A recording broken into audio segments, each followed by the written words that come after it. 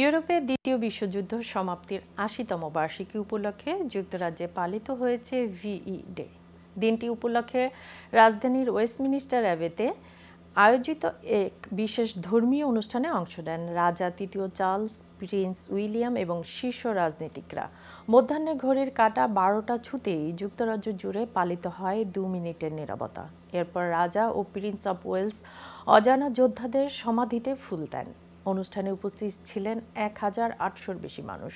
অনুষ্ঠানের শুরুতে এমপি ও লর্ডরা ১৯৪৫ সালের ঐতিহাসিক রীতি পুনরায় অনুসরণ করে পার্লামেন্ট থেকে অ্যাবে পর্যন্ত হেঁটে যান। এরপর বাজানো হয় সাবেক প্রধানমন্ত্রী উইনস্টন চার্চিলের বিখ্যাত ভাষণের একটি অংশ। ভাষণে ছিল জার্মানির নিঃশর্ত আত্মসমর্পণের ঘোষণা।